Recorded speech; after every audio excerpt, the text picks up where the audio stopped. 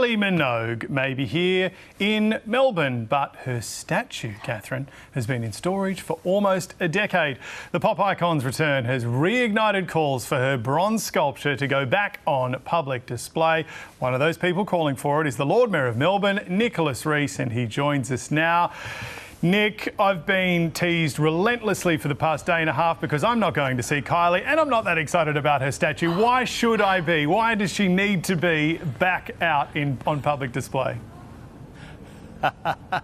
Oh, James, I feel sorry for you. I mean, Kylie is a much-loved daughter of Melbourne. She's a pop icon and she was immortalised in bronze on our streets back in the 2000s, but unfortunately she was pulled down in 2016 to make way for a development in Docklands, and now there are calls across the city for her statue to be reinstated. We of course have a policy and process around statues and memorials at the City of Melbourne, but I for one would love to see her immortalised again in bronze on our streets. There's this lovely headline in the Age newspaper, can't get you out of the shed. Of course, it's a pun on a song. Where should it go? Should it be my co-host Catherine Murphy's pushing for it to be next to Shane Warne near the MCG, maybe somewhere else? We even heard from David Spears, Insider's host. He said put it in the Parliamentary Triangle in Canberra. Well, or possibly at the Rod Laver Arena. She's got 3 sold-out shows there about to kick off. Certainly somewhere prominent. I mean, we do have a problem with statues in Melbourne, James. We've got about 590 and only a dozen are actually of women who lived and contributed to our great city. We've got more statues of fairies and nymphs than actual real women who contributed to building our great city. So we've got a deficit there and we've got to do something about it. So we need to see not statues of great women like Kylie being pulled down, but actually reinstated, and I for one would support that.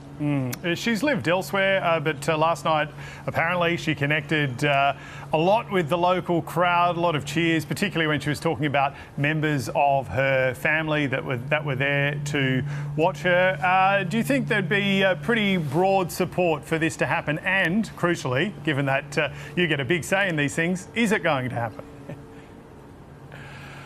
Well, look, she's certainly part of the fabric of Melbourne. She shot to fame in the TV series Neighbours, which was shot in the mythical street of Ramsay Street, which could have been any street in suburban Melbourne. And she's always been a much-loved daughter of our city. And look, she's a global superstar and she, changed the pop industry.